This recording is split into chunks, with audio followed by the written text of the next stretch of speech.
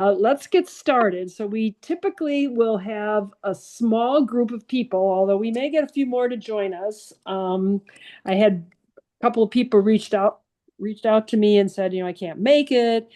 Yeah. But we do record the presentation, and then Jillian Sure. uploads it to our mental health page so that Great. others can get it. So don't Mhm. worry about a small group of people on the screen. There's a few more that will definitely be listening to this. But thank you all for coming. Sounds good. We took a bit of a hiatus in January as I was trying to organize a couple different things for this program going forward. But the mental health series is a little bit over a year old now. On the first Monday of every month, available to all Rotarians in District 6440, and then anyone who has the link. So I know Marie Markle has been wonderful about spreading it out into the Kane County area, as well as some of the people in the district farther east and south. So welcome, Dr. Serrano. Again, this is a very interesting topic, something we Yeah. haven't talked about in our mental health series. So we'll let you have the floor. And as Mariana said, we don't have a hard stop at 12:30. We just kind of use that as a framework for where we're at. So welcome. Sounds good. Thanks, Marion. Thanks for having me. Marie, thanks for the invite. I'm really excited to do this because I love brain health. So let's go ahead and get started. I'm Dr. David Serrano. I'm a chiropractor. I'm at Family Chiropractic and Posture Center. So we're talking about posture and brain health today. And I'm in South Elgin. I've been there for around 10 years or so. Um, Mainly as a chiropractic role, I do some personal training and nutrition counseling. So today we're going to keep it all to posture. All right. So this is me. I am a girl dad. I got two girls. Lucy's in the blue there, and Penelope. One's a princess, one's a warrior. We're big into sports, hockey, basketball. We're doing travel soccer. We do rock climbing. So we are all over the place. I grew up in Ohio, so I'm from Columbus, Ohio, home of the Buckeyes. I know there's a lot of Buckeye fans still around here. Mhm. And then I went to Miami of Ohio for my undergraduate for track and field. So I did track and field for 10 years or so, and Yeah. that's what led me into really kinesiology. I studied that at Miami. Um, and then I met my wife there. That's Jordan, and she helps out at Family Chiropractic as well. I do the chiropractic, and I always say she does all the hard stuff. So she helps all the operations, HR. She comes from a corporate background and brand marketing. So after Miami, I moved to Lombard, Illinois. That's where my chiropractic school was. I got into neurophysiology. So I was the tutor for neurophysiology. So I've always been interested in how the body works and how the brain works. So as you can tell, I get really excited for this topic. All right. How I got into chiropractic. That's me and my mom. I'm about 10 years old there. I actually had terrible migraines as a kid in the hospitals. I was in the ERs with migraines. We saw neurologists, primary cares, still couldn't help my migraines. So my mom eventually took me to the chiropractor. So I did a chiropractic visit and I responded great. And I never had a migraine as a kid again. So going into chiropractic was really a natural course for me. I feel like I was on a little bit of a path there ever since I was a kid. All right. So you might be wondering, what exactly do I do as a chiropractor? I say there's three approaches to healthcare. There's treatment of disease, prevention of disease, and promotion of health. So what I do is promotion of health. We often get into healthcare when we're sick, so that's sick care, and we do a great job of that at your hospitals. We'll keep you alive, save lives every day. So I don't compete with that. I'm on the other end.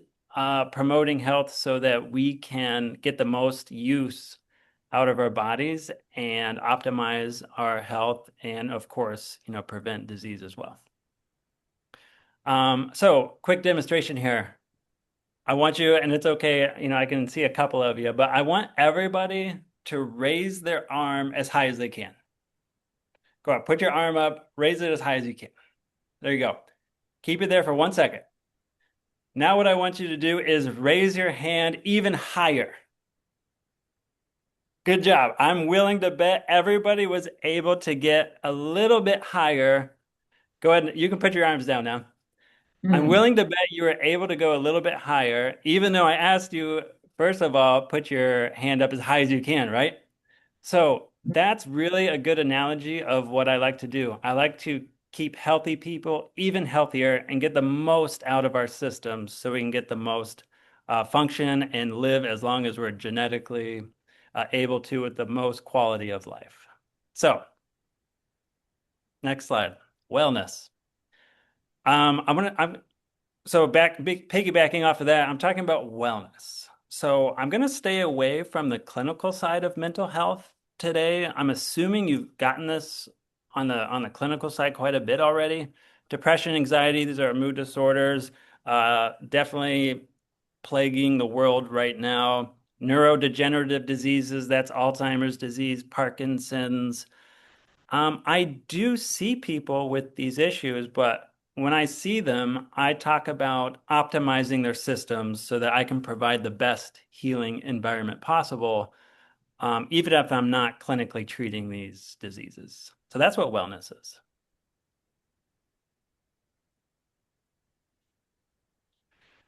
All right, here's the problem. We can all relate to this. We've transitioned to technology in our world, and I call this a silent epidemic. Anybody that's working in an office, you probably have looked like this at some point in your life. Um, and we wonder why we have neck and back pain. I mean, this is definitely not good posture. But I do want to say also, it's not just about pain. Um, you can see this is tied to low energy, low focus, sadness, anxiety. Um, the research has said if you're able to be in better posture, while you're on a computer or at work, or on your phone, or if you have a sit-stand workstation, that has great results too.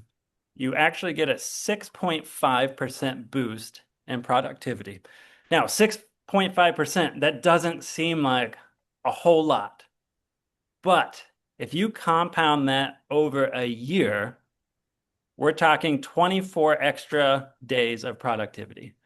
So if you let this snowball, you will get more done. And the way that this is from a study, most people can do 50 to 150 tasks a day. So I just averaged, let's say you do 100 tasks a day, emails and making your phone calls, scheduling, meetings, whatever it is. Let's say you do 100 a day, and then you have better posture. That's 24 extra full days of productivity.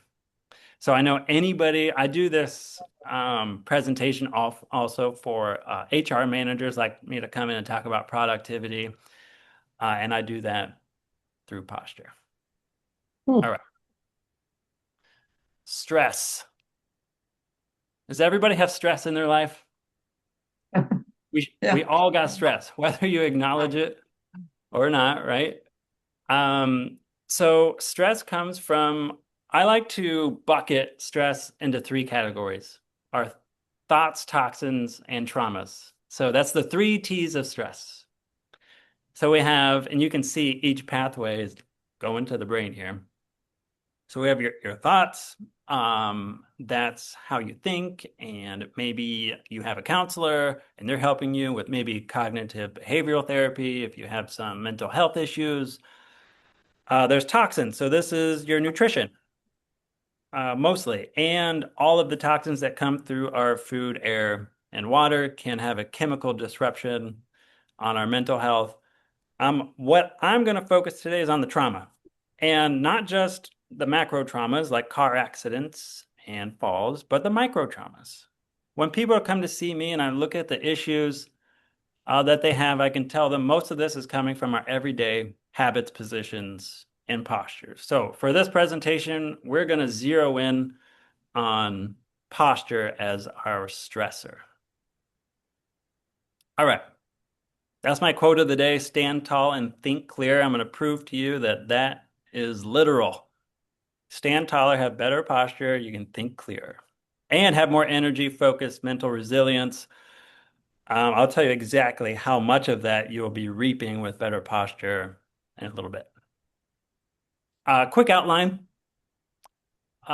Big picture, if you like the big picture so you can organize your brain here. So we have the modern burden of stress. So our posture is not normal anymore because our lifestyles are just not normal anymore. We're driving, we're on technology, computers, and this has been a big burden globally. We're just getting further away from what our body is designed to do. And that is a good case for a lot of the diseases that are increasing, the mental health burden that's increasing. We just don't live naturally anymore. So we're going to look at the science. I'm going to break down the science in case you're not a scientist or maybe you hate biochemistry. I'm going to make that simple for you. We got time for a Q&A if you are interested in that. And then we'll look at some solutions, what it takes to improve your mental health from my perspective. And I call it a first line therapy because with posture, there's only side benefit. There's no side effects there. Mm. Maybe some sore muscles. All right. Here's a few benefits right off the top here. Um, so focus, confidence, mood, CSF flow. We'll get into that in a minute. That's cerebral spinal fluid. That's a big one for today. Autonomic balance. That's a big one for today. I'm going to explain those in case you've never heard of them. And of course, better energy. Uh, you can tell you'd think that I would have pain on here, because most people think, oh, chiropractor, you help people with pain so that you can get rid of pain. Actually, pain tells me where to focus, but I don't necessarily like to just turn off pain because pain is a signal that there's a stress on a tissue. And in this context today, it could be stress on brain tissue. So we would not want to turn off that pain signal without identifying the cause of it. So what we really want are optimal systems so that you can have better focus, confidence, mood, and energy. All right, here's a couple wins of posture. This is straight from the research on helping people with mild to moderate depression. With better posture, you feel better. That's positive affect. You just feel happier. Reduce fatigue. Very common in depression is just having the energy or willingness to get stuff done. So with better posture, you have more energy, and you can actually reduce how much you're focusing in on yourself. So that's also a hallmark of mental health issues is self-focus. So we want to get away from thinking about all the stress on our lives and thinking about what's going on out there in the world. So I have a challenge for you.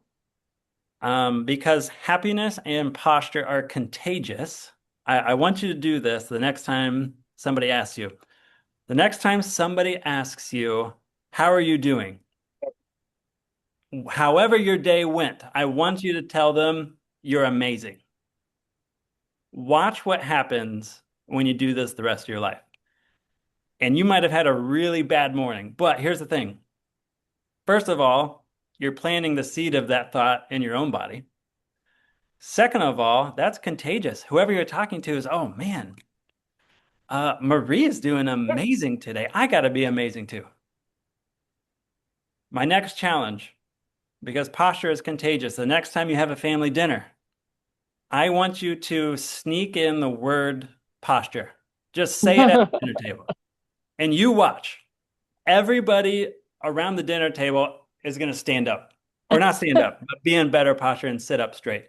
Just by hearing the word posture, you naturally will say to yourself, oh, I need to be up in better posture. So those things are contagious.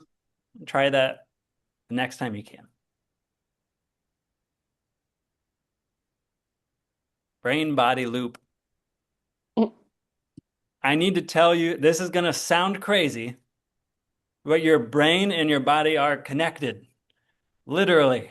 I know sometimes when I say that the brain and body are connected, people have to take a second and say, oh, yeah, they are connected.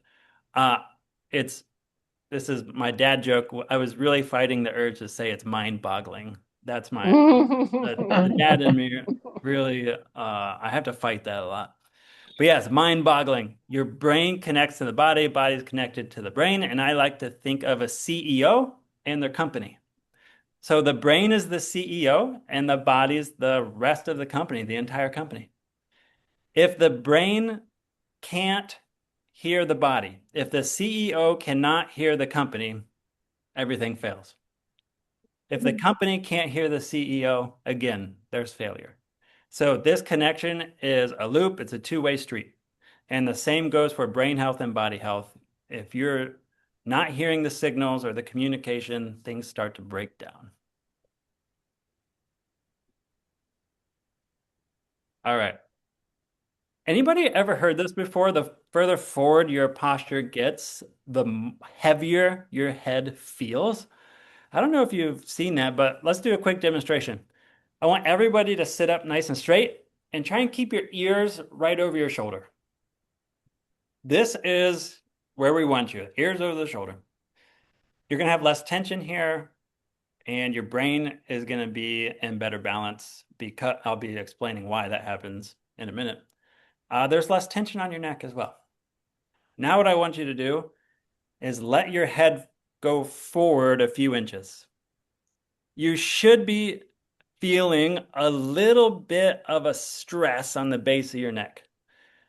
And what's happening is your body has to work harder because it's feeling like your head is heavier. So what they say is every inch forward of your posture, that's 10 more pounds of weight on your body. So a couple inches forward, I mean, we're talking 32, 42 pounds more. And multiply that over time, that's a lot of strain on the neck, the discs, the ligaments, all the structures there. So ear over the shoulder, that's the lightest your head is going to feel. In my office, um, I do a posture picture. So I get a digital analysis of posture. So I actually put numbers to posture. And what we look for on a standing posture is, so on the side posture in the bottom, we want the ear over the shoulder, shoulder over the hip, hip over the ankle. And then on the front posture, we want your shoulders, rib cage, and pelvis all parallel, not tilting up or shifting. So when I say good posture, that's what I'm looking for.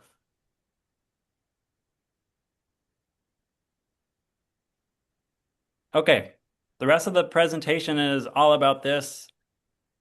On the left of this chart, we have forward head posture, and on the right, um, we have our mental health issues.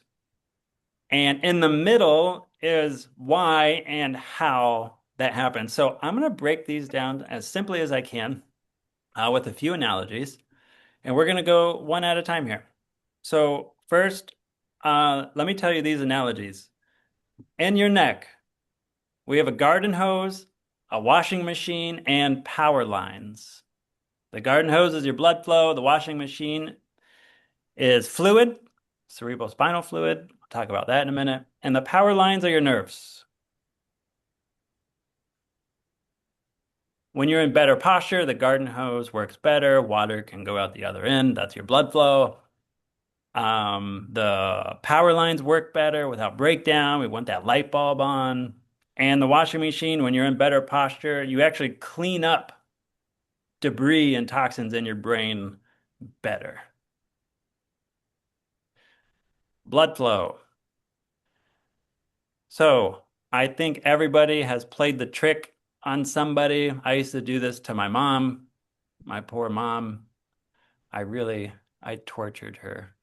So, um, if you kink a garden hose, the water stops flowing. And then you wait for the person to look into the garden hose and then you unkick it and the water goes right into their face, right? So same thing happens in the brain. If you're in bad posture, you can interrupt the vertebral artery that's on the right, and you're getting less blood and less oxygen. So quite literally, if you're in forward posture, you can actually have a choking effect on your brain because you'll get less oxygen. The vertebral artery especially is vulnerable to compression from forward head posture.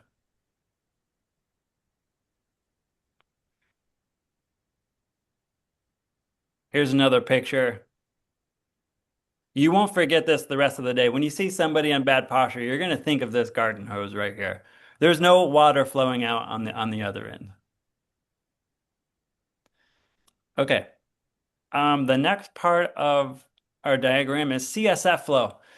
First of all, let me ask this. Has anybody heard of CSF? So that's cerebral spinal fluid. Yeah. Yeah, maybe Yep. yeah, if you're in the healthcare world, maybe, but I mean this is actually pretty new. There's a system in your body called the glymphatic system. And actually, this system was not even discovered until 2012. So it's not that long ago. We have a brand new system in our body. Nobody talks about it because, you got to figure out how to understand this properly. But what this fluid is delivering nutrients to your brain. It's carrying away toxic waste from, normal metabolism, misfolded proteins.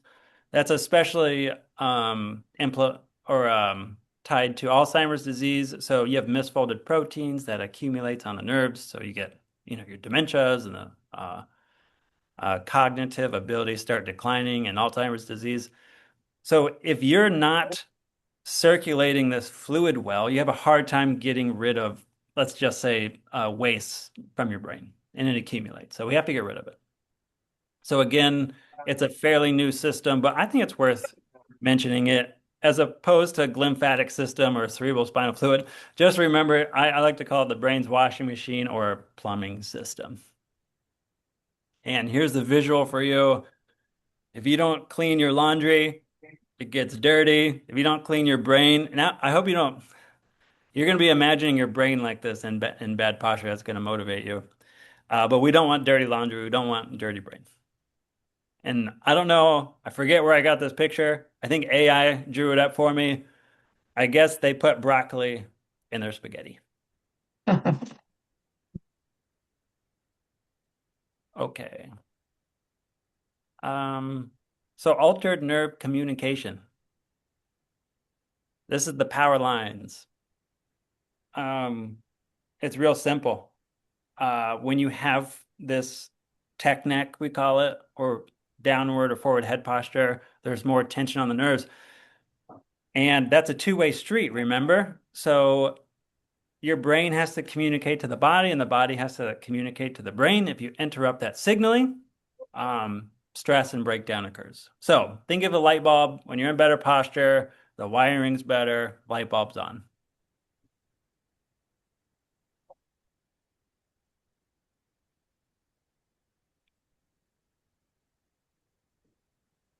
Okay.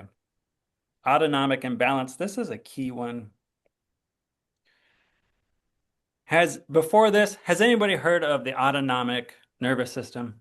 Sympathetics Yeah. and parasympathetics, right? Okay. In case you haven't, let's make this simple. So your autonomic nervous system controls all the things in your body you don't have to think about. So my brain controls my heart. My heart keeps beating even if I don't even have to tell it to beat. It just does that. Okay? So that's because your autonomic nervous system. So there's two branches.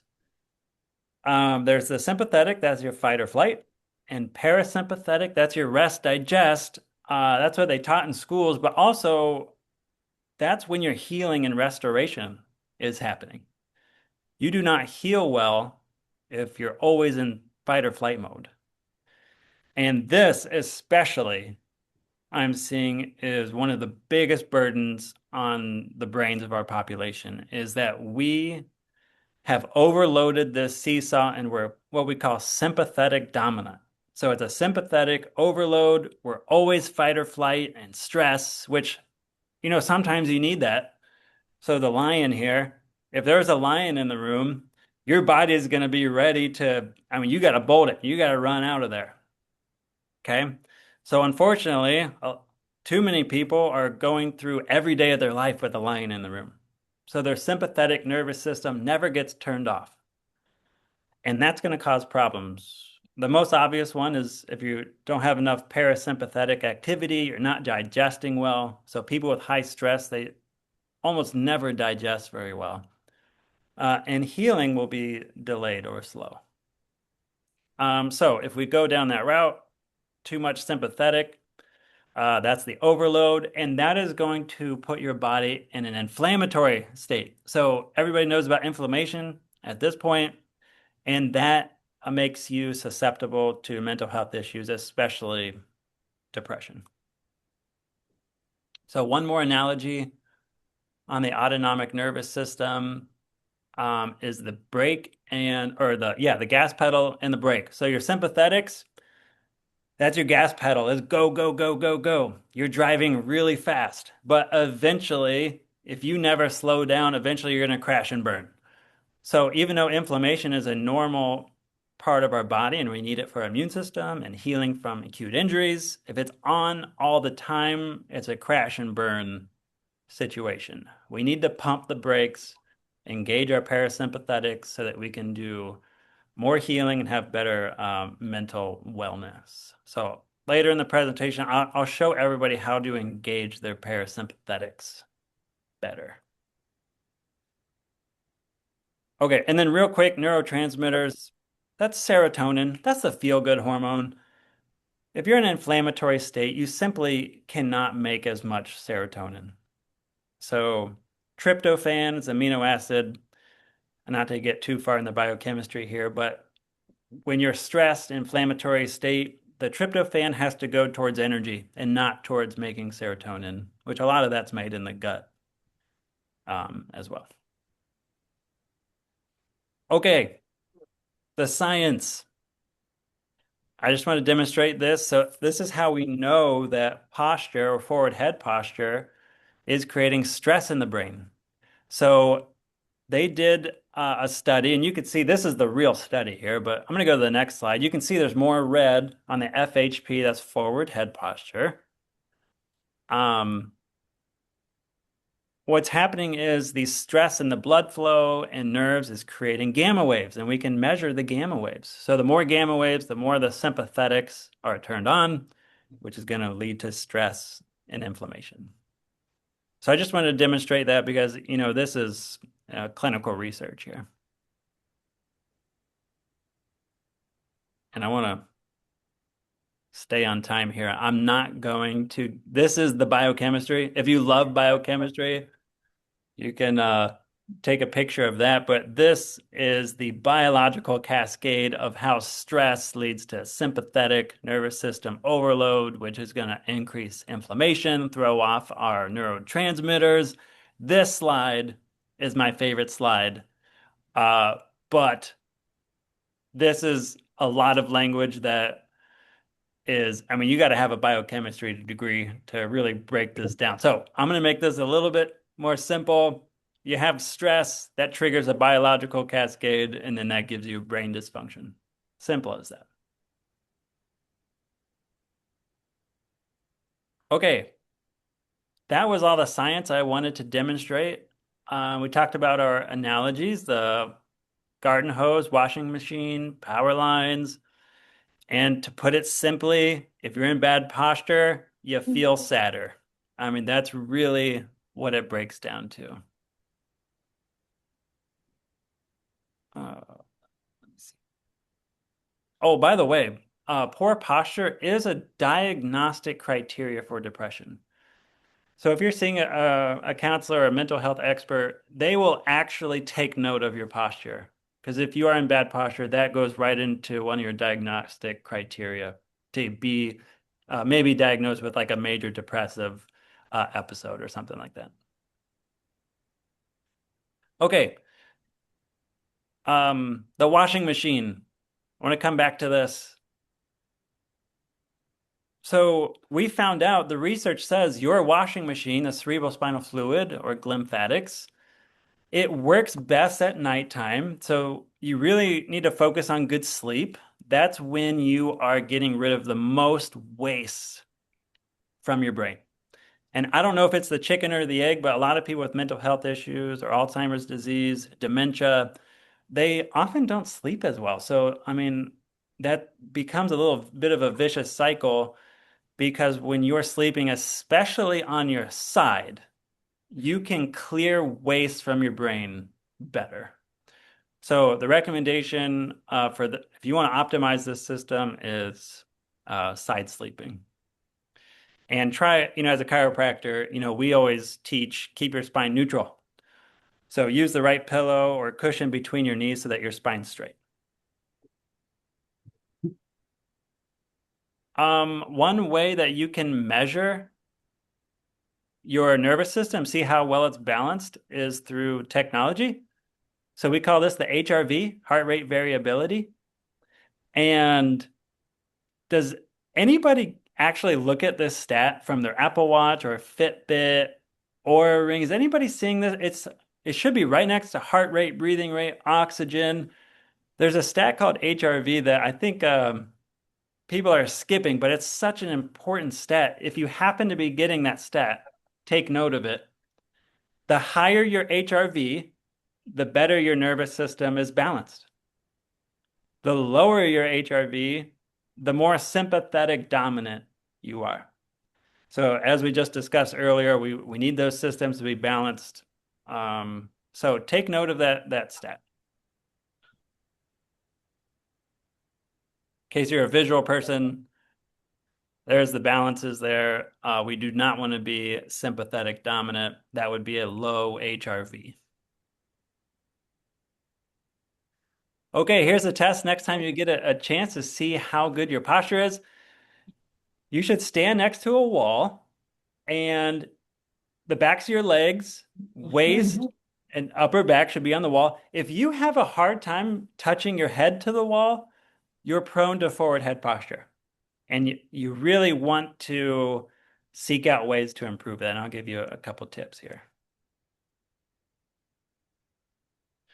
So let's correct everybody's posture right now. I want everybody to sit up nice and straight. Okay, ears over your shoulder. Bring your chin in. So you want your chin backwards. Okay, and I want everybody to put their arms up like this. Okay, squeeze your shoulder blades backwards and rotate your hands, backwards. And then stay right there with your back, but then lower your arms back down to your lap. Okay? That's about where you should be with your head and upper back posture. And our mantra here is ears over your shoulders and your heart open. So if your shoulders go forward and your head goes forward, you compress your internal organs too, your heart and your lungs. So we want ears over shoulders, heart and lungs open.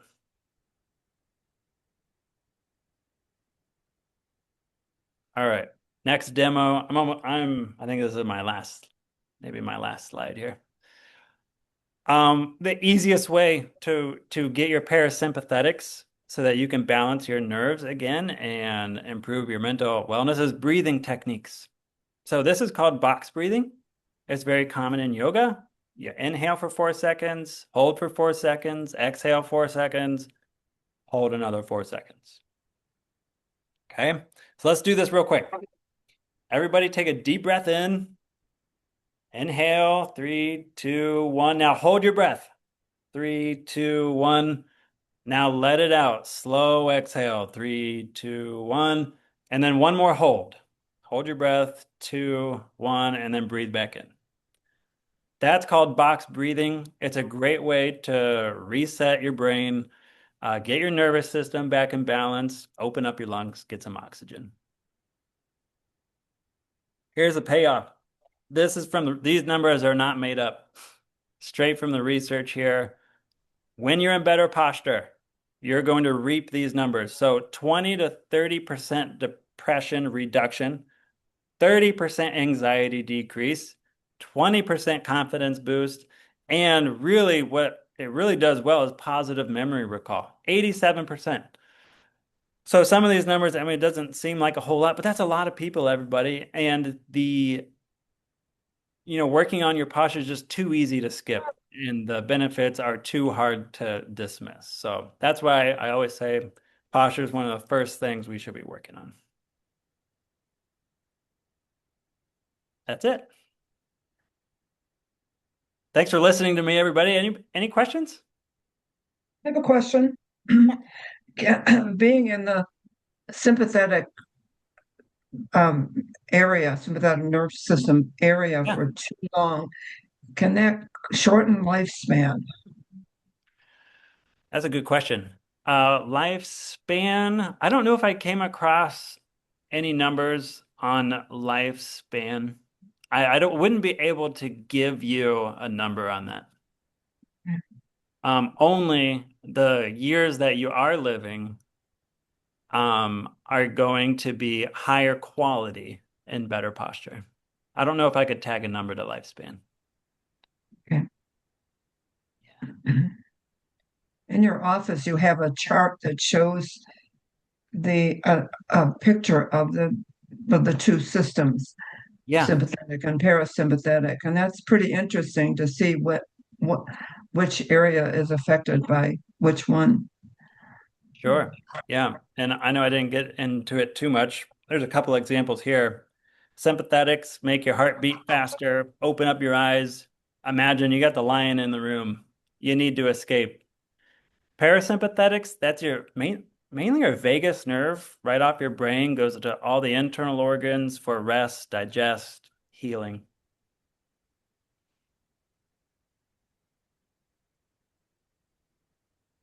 What else? I have a question, Yeah, and that would be, are there some exercises that we can do to help us have better posture? yeah. My So, my wife has a suggestion that whenever I'm walking, I should be looking at the ceiling, but sure. I always say, as long as you feel safe and you're not at risk for stumbling or falling, you want to look at the horizon and not at your feet.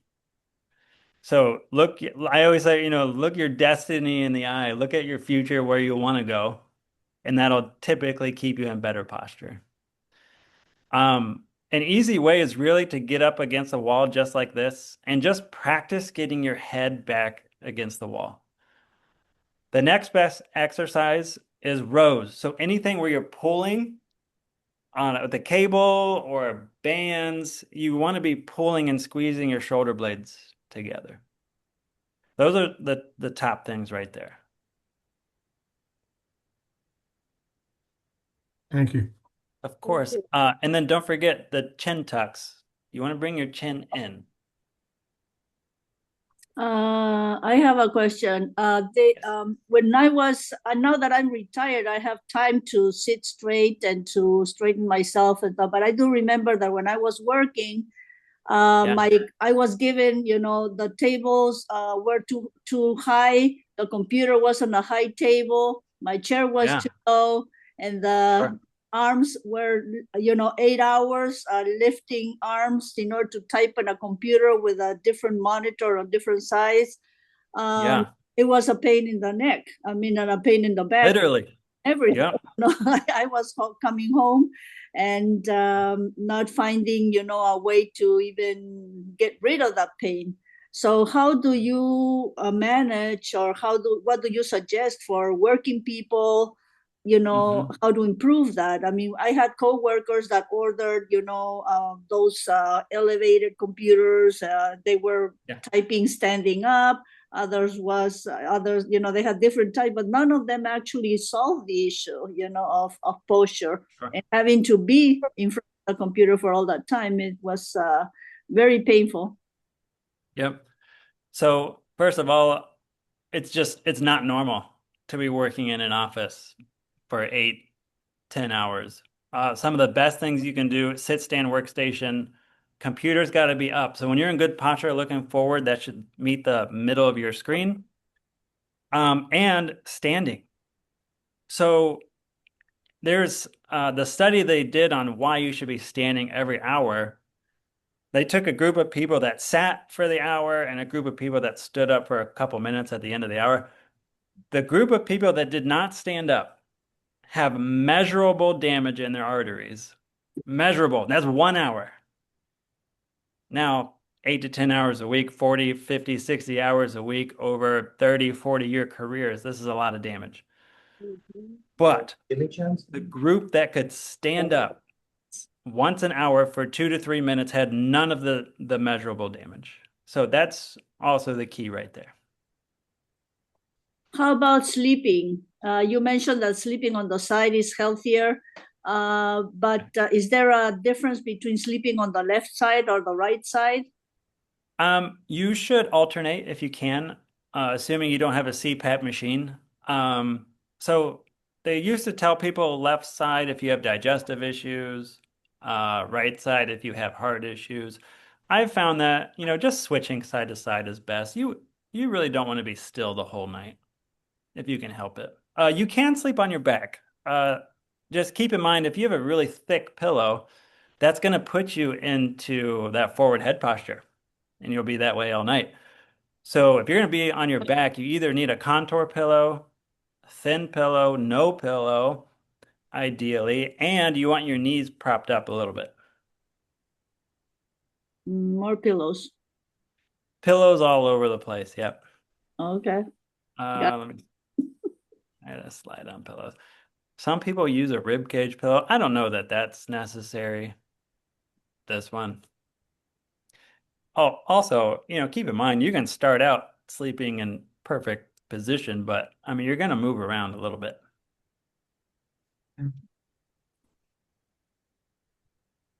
How do you convince your kids to correct their posture? I mean, they have the worst. They play video games till the wee hours in the morning and Yes. sleep late, wake up late, and then they go Yep. to school or wherever, and Yeah, they're never sitting or standing, the proper way. teenagers are a problem right now. I don't know the last time you've driven by a bus stop. The posture is terrible. I'm not talking about bad posture. I'm talking about 90-degree angles with the head straight down at the phone. Teenagers are a little bit of an issue, and I don't think there's no coincidence. I'm seeing more teenagers for neck pain than I ever have before. Teenagers should not have any pain. So if you're having chronic pain as a 17, 18-year-old, I mean, this is a big societal issue here. Depression, anxiety. I mean, if I have a teenager come in, I feel like more often than not, that's marked off on the health history. So this is a burden, and it's starting earlier and earlier in age. Luckily, my girls are 5 and 9, and they have great posture. If you look at babies actually have good posture. So it's normal to be in good posture. We lose it. We lose it over time. Yeah, those little screens on the cell phones, they're terrible. I heard that in Australia, teenagers are developing a kind of an extra bone in the back neck because they're leaning forward, and that bone is now hooking up to, protruding from the back neck all the way out. Weird. Yeah. Yep. I know what you're talking about. So it is true, not AI, huh? With an extra bone, not an extra bone, but your ligaments can calcify sometimes, or it can break. You can break part of that bone. I have a question about um, maybe you don't have this, but at some point, are there any statistics that show the results and the improvement of patients with mental illness? With posture, Yeah, yeah. So this here, those are from the research, clinical peer-reviewed research, and that's from posture. yeah. And posture, not only standing, but sitting as well, and lying down. Sitting, definitely. Yep, we're meant to be moving. We're meant to be standing, moving, doing tasks. If you're sedentary, arteries break down, nerves break down, and eventually it will affect the brain. Yeah. What's your opinion on crossing legs when you're sitting? So I very often I see people that have pelvic tilt or short leg because their pelvis is off balance. Those people should definitely be careful on crossing a leg.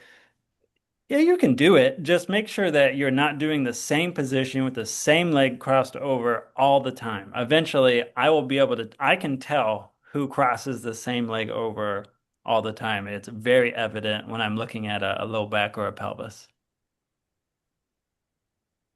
So ideally, feet down would be great. I know ladies at the office tend to cross a leg over, and that's okay. Just switch the legs over as much as you can, left to right.